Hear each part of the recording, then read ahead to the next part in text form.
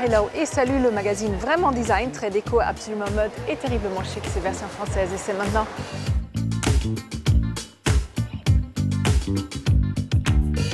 Nous ne sommes pas en Hollande, mais bien en France. Les vélos de la maison Tamboite sont de véritables œuvres d'art 100% sur mesure. Astier-de-Villate, c'est la maison emblématique de la céramique, mais pas que. Papeterie, bougies, vaisselle, ici on sait tout faire et avec classe.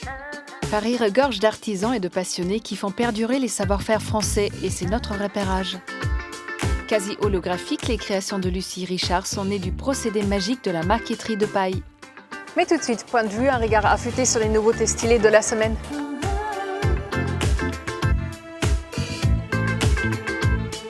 Les deux amis Hugues et Vulfran ont créé en 2005 la marque Panafrica. L'idée, une marque de chaussures ethniques et éthiques. Leur modèle mélange le wax ainsi que d'autres tissus traditionnels africains, mais c'est pas tout. Afin de s'inscrire dans une démarche solidaire, chaque paire achetée finance l'équipement d'un enfant pour aller à l'école. Alors une mode chic et responsable, on dit oui. Un drôle d'oiseau endormi, des grenouilles aux yeux écarquillés, une famille de bancs tordus ou une voiture qui se noie. Toutes ces drôles de sculptures ont été réalisées par Claude Ponty et viennent égayer le jardin des plantes et la vie des Nantais. N'hésitez pas à arpenter le chemin de cet étrange jardin qui regorge de monstres bienveillants. Pas toujours facile d'initier les ados à la culture de l'info. Le magazine Topo a eu la bonne idée de créer une revue qui décrypte et vulgarise l'actu au travers de bandes dessinées. À destination des moins de 20 ans et riche de reportages, portraits, enquêtes illustrés par de nombreux dessinateurs, le 9e art n'a pas fini de nous en apprendre sur le monde. Un look vintage, un émail blanc et bleu joliment imparfait et de drôles de messages, ce sont les tasses de chez Lolita Pico qui vont faire des envieux dans votre open space. Poulette for life pour votre stagiaire la plus cool ou Morue forever pour votre collègue sympa, mais qui vous pique tous vos trombones. N'ayez pas peur d'afficher la couleur.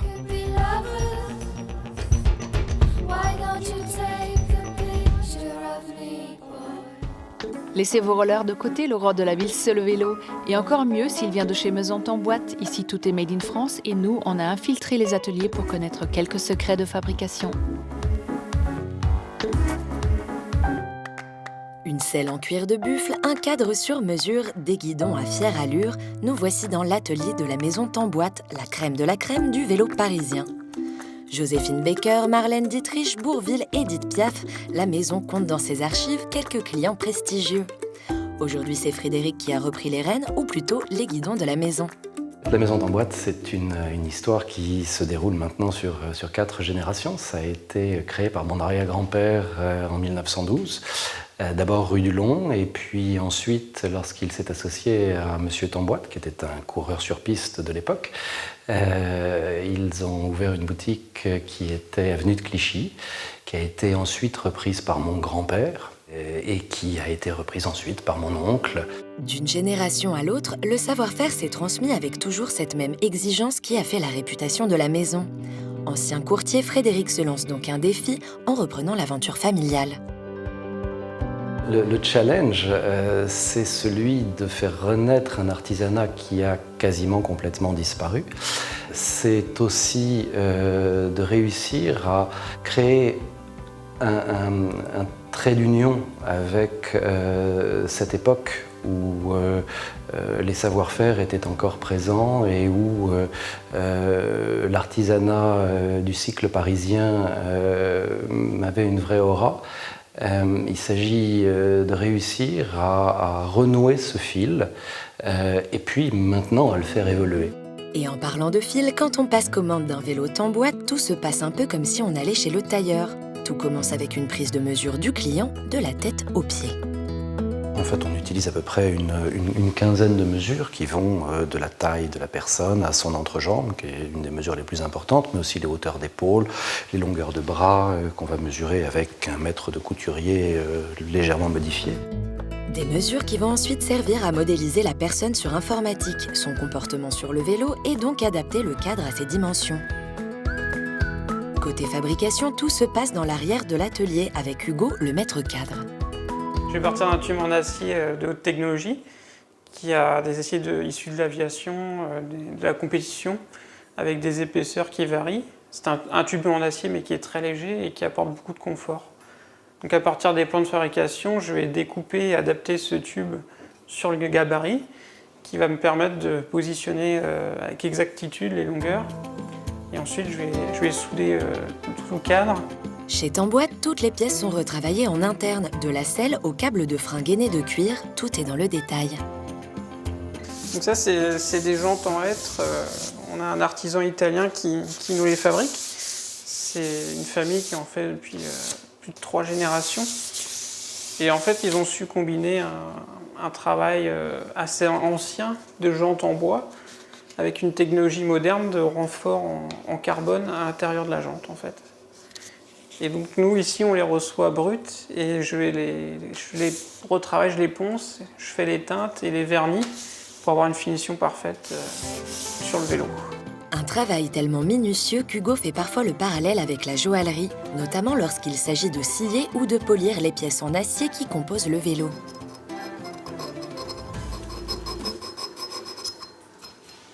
Une superbe voiture, c'est un plaisir à conduire, c'est un plaisir à regarder, ça dit quelque chose de ceux qui la fabriquent, ça dit quelque chose de ceux qui la conduisent, ça dit quelque chose à ceux qui la regardent. Il en est de même pour un vélo. Au total, 2 à 3 mois sont nécessaires pour fabriquer un vélo, de véritables sculptures qui vous permettent de rester chic et élégant à bicyclette.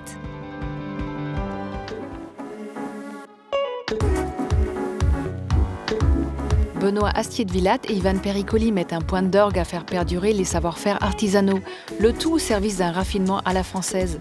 Ateliers de céramique ou anciennes presses, ils sont sur tous les fronts.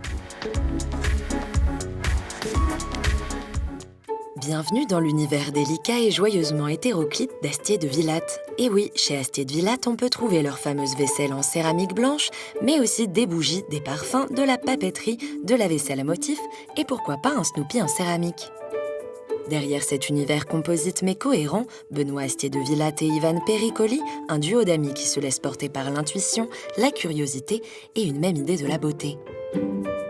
Ce qui nous plaît, c'est créer un univers. On ressent quand même qu'il y a un fil conducteur et qui nous fait passer donc, de la céramique à l'impression, au parfum. Pour nous, il y a une logique là-dedans. Et je pense que les gens l'aperçoivent. Essayons de mieux comprendre cette fameuse logique. Au démarrage de leur histoire, c'est la céramique qui leur permet de rencontrer un large succès. Tous deux issus des Beaux-Arts, c'est un peu par hasard et à leur manière qu'ils se sont lancés dans ce savoir-faire avec les frères et sœurs de Benoît notamment. Aujourd'hui, dans leurs ateliers situés en plein Paris et dont les artisans sont majoritairement d'origine tibétaine, on applique une technique très particulière. C'est une technique qu'on a mis au point nous, c'est-à-dire qu'on s'est appuyé sur des techniques anciennes, mais comme notre formation était plutôt une formation de sculpteur, on a mis, disons, au profit des assiettes et des vases et tout ça, une technique qui était plutôt une technique de sculpteur.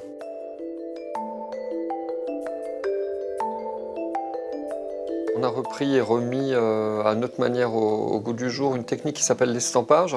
Un des aspects particuliers, c'est qu'on peut faire des pièces d'une grande finesse. Et aussi, c'est une technique qui a été abandonnée parce qu'on lui a préféré d'autres méthodes qui conféraient un aspect beaucoup plus parfait aux pièces. Et nous, c'est précisément ce côté un petit peu imparfait qui vient de l'estampage qui nous a plu. Chaque pièce fabriquée est différente des autres et porte la marque de la main de l'artisan, loin d'une idée de régularité et de perfection mécanique. Si on pousse à bout la perfection, c'est le robot. Donc ça fait des choses extrêmement froides. Donc ce qu'on appellerait imperfection, en fin de compte, c'est la vie, c'est animer les objets. Partout où ils vont, les deux associés font preuve d'une sorte d'ingénuité face à des savoir-faire qu'ils admirent et qui leur permettent à la fois d'apprendre et de venir bousculer les mondes qu'ils explorent. C'est le cas par exemple avec une autre de leurs aventures, l'imprimerie. Là par contre on n'est pas du tout typographe, on s'aide vraiment du savoir des typographes. Cependant on a réussi au fil des années, en discutant avec les imprimeurs, à se servir de façon peu orthodoxe des machines. Notamment quand on imprime les couvertures de nos carnets à motif cube, on mélange les encres, on arrête les machines, on fait tout un tas d'actions qui ne sont pas du tout traditionnelles, qui ne sont pas conformes. Et ça, les imprimeurs l'acceptent, je crois que ça leur plaît, ils aiment bien... C'est considéré comme des accidents, en fait. Et ces accidents, pour nous, deviennent des sujets techniques qui créent quelque chose. Imperfection, accident, un drôle de credo qui surprend mais qui fait tout le charme de la marque. L'imprimerie, ils y sont venus il y a quelques années. En 2014, ils ont repris une des dernières imprimeries au plomb du monde, située en région parisienne, pour éviter qu'elle ne ferme. Ils y impriment leurs ouvrages, leurs carnets, des emballages, et auprès de Monsieur Bain et son équipe, ils fréquentent un savoir-faire fascinant. Donc ça, c'est le tirage qui est fini, qui est bon. C'est un travail merveilleux qui se fait ici, complètement oublié et qui risque de disparaître si on ne s'y investit pas. Vous voyez, c'est une machine extrêmement délicate, à la fois très sophistiquée et à la fois très fragile. Très peu de gens savent encore la maîtriser. À l'image de ce savoir-faire en voie de disparition, une constance de l'univers de la maison, c'est cette passion pour les choses que l'on délaisse. C'est le cœur de leurs inspirations. On aime bien dire que ça vient de la poubelle. Dans la poubelle, c'est plus une idée, c'est-à-dire dans les choses un peu rejetées. Du coup, ça donne par exemple une boîte de conserve en céramique ou une bougie intitulée Mantes-la-Jolie. Multipliant les collaborations, ouvertes à toutes les opportunités qu'ils rencontrent, le tandem Astier de Villatte n'a pas fini d'explorer de nouveaux univers. C'est le cas auprès de l'artiste japonaise Setsuko Klosoka Derola qui dispose d'une grande liberté créatrice au sein de l'atelier. Setsuko, ça fait combien d'années qu'on travaille ensemble chaque fois? On oublie. Ça fait un certain temps, non? Je crois que depuis ma naissance. D'une façon générale, quand on fait des collaborations, mais c'est encore plus vrai avec vous, ça vient naturellement. La question ne se pose pas vraiment. D'ailleurs, on ne sait plus qui a eu l'idée le premier, c'est comme ça. Je suis nourrie par tout ce qu'il y a autour ici, de vrais artisans autour, et aussi une même vision de beauté. Ce joyeux mélange d'influences, de rencontres et d'inspiration, on le retrouve dans leurs livres et dans leurs 2 boutiques parisiennes. Des lieux à l'image de leurs univers, légèrement surannés et terriblement raffinés, et toujours composés à 4 mains.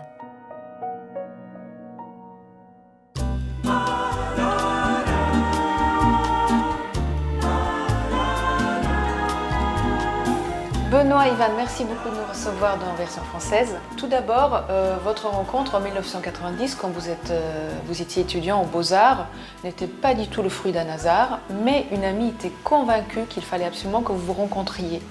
Est-ce que vous croyez au destin? Voilà une question. Oui? Non? Tu Oui. dirais quoi? Oui, c'est vrai.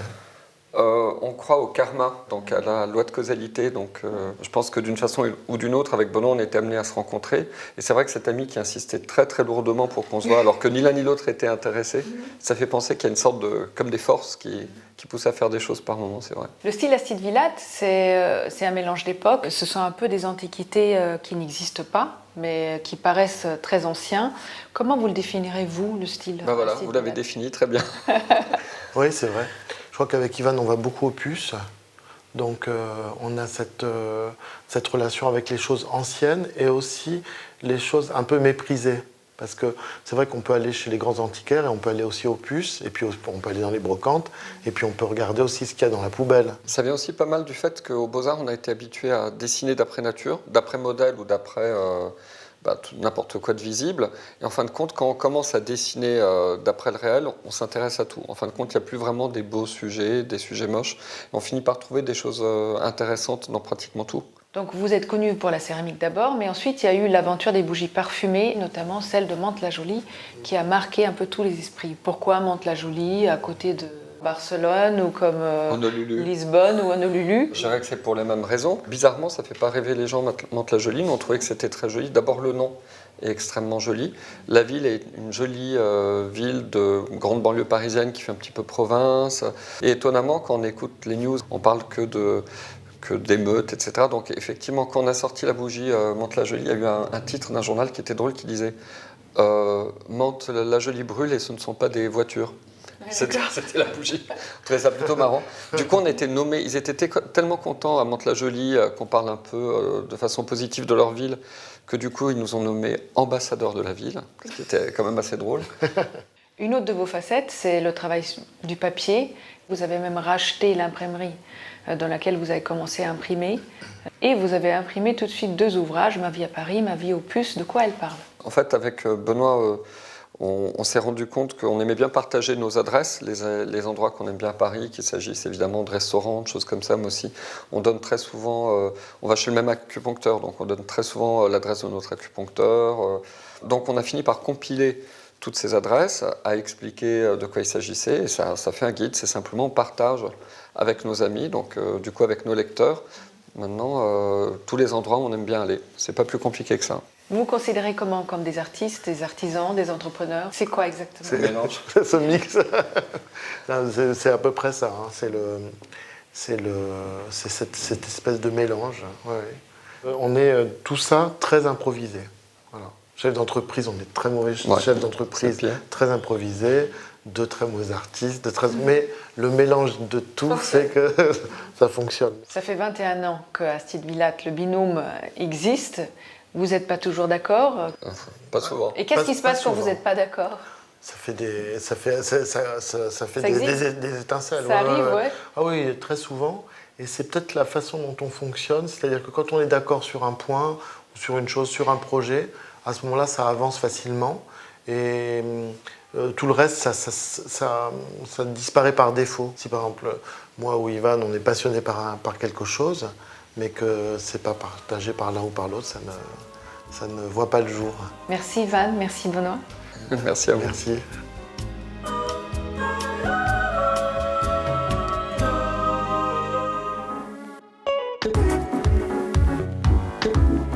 Marcher dans les pas d'un Parisien d'un autre âge en découvrant ou redécouvrant les métiers de ceux qui n'ont pas perdu leur tour de main.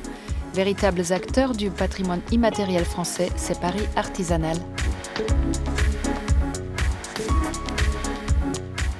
Repérage, c'est votre rubrique dénicheuse de bons plans parisiens. Cette semaine encore, on a marché, couru, rampé, arpenté, cheminé, exploré chaque recoin de la capitale à la recherche de savoir-faire ancestraux remis au goût du jour. Pour notre première adresse, direction donc une crèmerie située en plein cœur de Paris, dans le 9e arrondissement. Originaires du sud-ouest, Adrien et Jean ont quitté leur terre natale pour venir s'installer dans la capitale. La raison, se rapprocher au plus près de leurs amis, mais aussi faire découvrir des saveurs méconnues au public parisien. Ainsi, ici, il est seulement question de produits fermiers ou artisanaux issus de petits producteurs. Notre spécialité, ça va être plutôt les produits du sud-ouest et les produits du Tarn. On va avoir en direct les produits de la ferme de mes parents. Ensuite, on va travailler avec beaucoup de petits agriculteurs du Tarn aussi.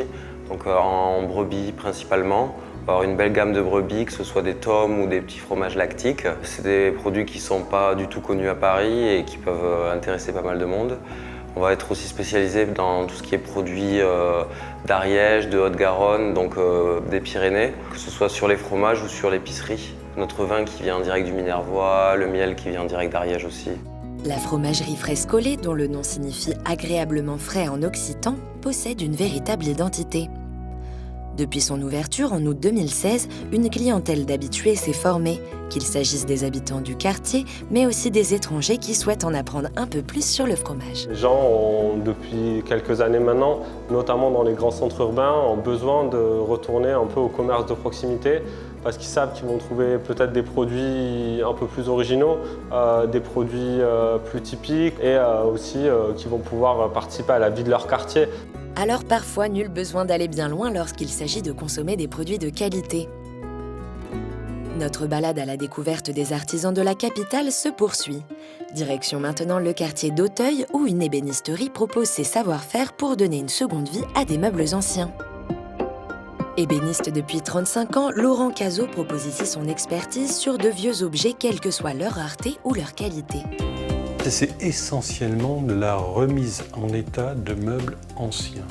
Que ce soit des meubles du 17e, 18e, 19e, 20e, on essaie de s'adapter à la demande des gens. Les gens ont des meubles auxquels ils tiennent et nous, notre but, c'est de les conserver et de les faire durer dans le temps.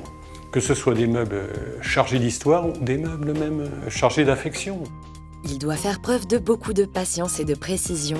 Un métier de passion qui cherche à perpétuer cette tradition de restauration de meubles anciens et de conservation du patrimoine. Il y a des meubles qui ont été faits dans le passé qui sont d'une qualité extraordinaire, d'une qualité qu'on ne pourra plus jamais refaire, jamais réaliser, ou alors ce sera un coût absolument extraordinaire. Et c'est vraiment pour moi un crime de ne pas les conserver. L'ébénisterie est un savoir-faire qui perdure au fil des siècles, et cela grâce à sa capacité à s'adapter à son temps. Aujourd'hui, l'ébéniste n'hésite plus à allier techniques traditionnelles et nouveaux outillages. Alors maintenant que l'artisanat n'a plus de secret pour vous, partons découvrir l'art de la botanique. Pour notre troisième adresse, nous vous emmenons à la découverte d'un lieu peu connu de la capitale au sein même de la faculté pharmaceutique et biologique de Paris. Ce jardin a été créé au sein de la faculté en 1884. Sa principale fonctionnalité est d'apprendre aux étudiants les diverses espèces de plantes qui existent, qu'elles soient de nature médicinale, aromatique ou toxique. Ils doivent être, à l'issue de leur cursus, capables de les reconnaître. En tout, 400 espèces sont regroupées dans l'ensemble de ce jardin de 3500 m². Les serres abritent entre autres un ensemble de plantes tropicales et de collections, à l'image de l'hibiscus, du bonsaï ou des épines du Christ. Une faune aquatique ainsi qu'un toit végétalisé sont également à découvrir au détour des allées. Ce havre de paix n'est pas seulement un lieu d'études réservé aux étudiants et aux chercheurs de la faculté, il est également ouvert au public dans le cadre de visites guidées. Alors, prêt pour une plongée dans la médecine d'antan ?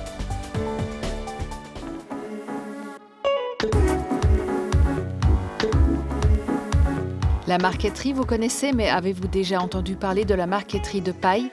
C'est ce que nous fait découvrir aujourd'hui Lucie Richard, qui aplatit, coupe, assemble ces petits bouts de nature.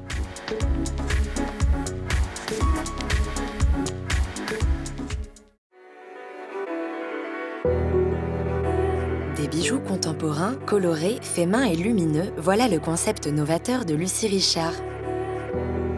Le secret de ces bijoux qui réagissent à la lumière, c'est la paille, ou plutôt la marqueterie de paille, une technique qui est habituellement utilisée par les ébénistes sur meubles. Mais comment ça marche ? Alors, c'est justement une technique qui date du XVIIe siècle qui consiste à ouvrir des brins de paille préalablement teintés.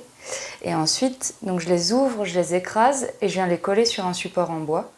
Et après, je les oriente en fonction des motifs que je veux avoir ou des reflets.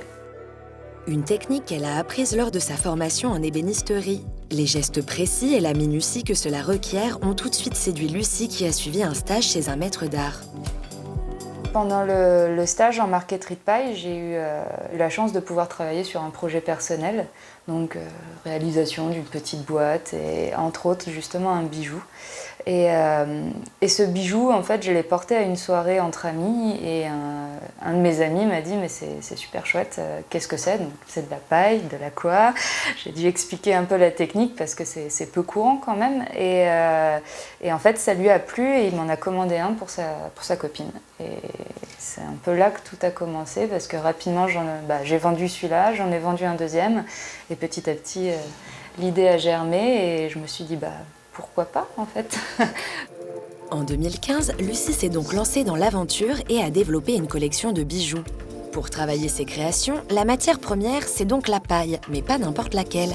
De la paille de seigle teintée qu'elle achète en Bourgogne. Là, on a le brin de paille, comme ça, donc tel que je le reçois. Et après, avec un outil qu'on appelle un plioir, je viens ouvrir le brin de paille comme ça. Et ensuite, je viens l'écraser. Et en fait, après, on va obtenir vraiment quelque chose de plat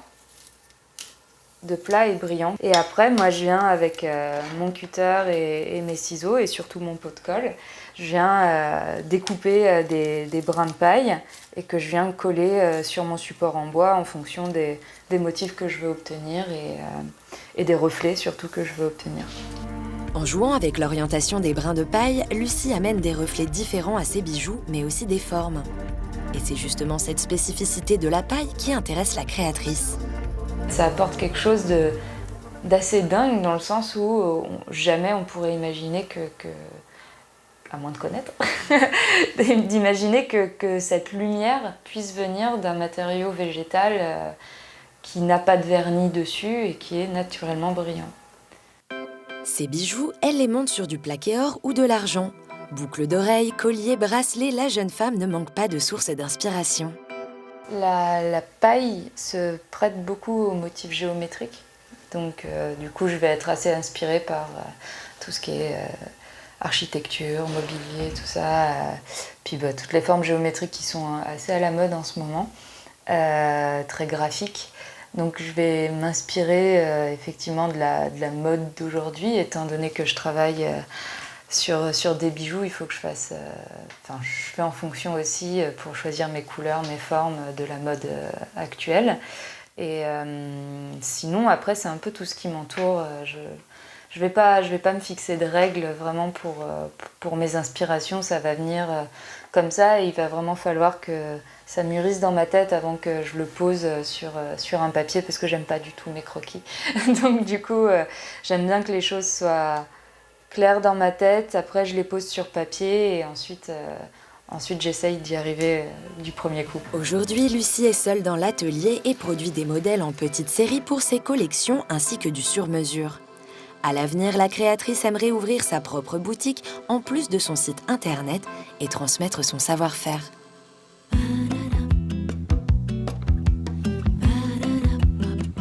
La version française est déjà finie, mais on se retrouve très vite et n'oubliez pas, restez chic toujours. Bye!